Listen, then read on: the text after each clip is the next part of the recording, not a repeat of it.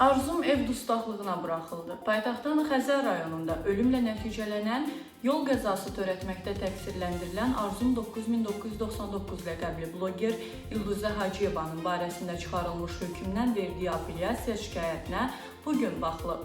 Müdafiə tərəfi İlduzə Hacıyeva barəsində seçilmiş həbs qətimkan tədbirinin ev dustaqlığı ilə əvəz olunması barədə vəsatət qaldırıb.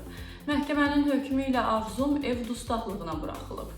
Xatırladaq ki, Xəzər rayon məhkəməsinin hökmü ilə İlduzə Hacıyeva 2 il 6 ay müddətinə nəqliyyat vasitələrini idarə etmək hüququndan məhrum edilməklə 5 il 2 ay azadlıqdan məhrum edilib və hökm elan olunduqdan sonra məhkəmə zalındaca həbs olunub. Qeyd edək ki, hadisə ötən ilin iyununda Mərdəkan qəsəbəsində baş verib.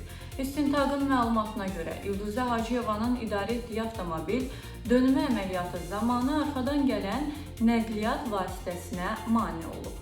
Nəticədə baş verən qəzada bir nəfər həlak olub, daha bir nəfər ağır xəsarət alıb. O, Cinayət Məcəlləsinin 263.2 və 264-cü maddələri ilə təqsirləndirilib. Mövzu ilə bağlı açıqlama verən İlduzə Hacıyevanın vəkili Fərid Həsənov bildirib ki, onun sosial şəbəkədən istifadəsinə qadağa qoyulub.